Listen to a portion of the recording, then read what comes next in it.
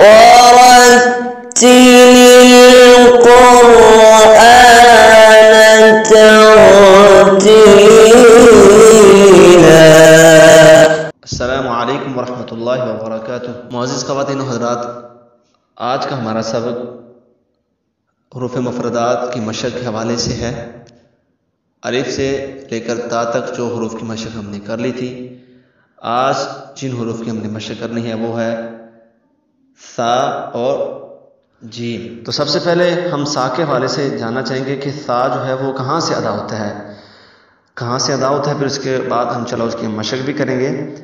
سا جو ہے وہ زبان کی نوک جب سامنے والے دانتوں کے کنارے سے لگے، یعنی کہ زبان کی نوک جب سامنے والے دانت جسے ہم ثنایا علیہ کہتے ہیں، جب اس کے کنارے کے ساتھ لگے گی زبان کی نوک تو وہاں سے سا ادا ہوگا۔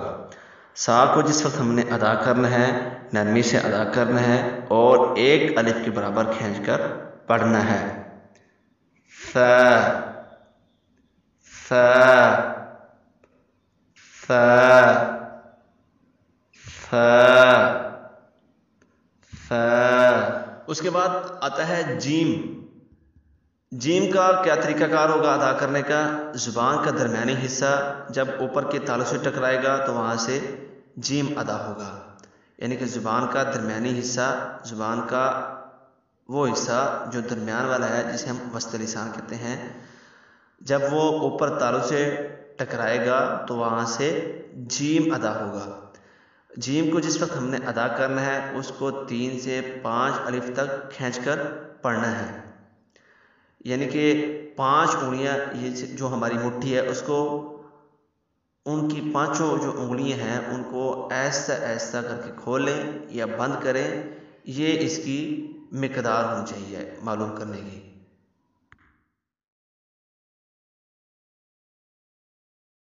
جیم جیم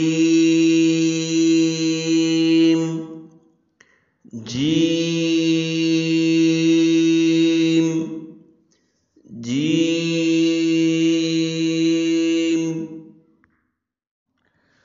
تو آج کا جو ہم نے سبق پڑھا وہ سا اور جیم کے حوالے سے۔ سا کہاں سے ادا ہوگا؟ زبان کی نوک جب ثنایا علیہ کے کنارے سے لگے تو وہاں سے سا ادا ہوگا۔ اس کے بعد ہے جیم۔ جیم زبان کا درمیان والا حصہ جب اوپر کے تالوں سے ٹکرائے تو وہاں سے جیم ادا ہوگا، اور جیم کو ادا کرتے وقت 3 سے 5 الف تک کھینچ کر پڑھنا ہے۔ اب ہم ان دونوں حروف کی دوبارہ مشق کر لیتے ہیں اکٹھے ایک ساتھ۔ سا جیم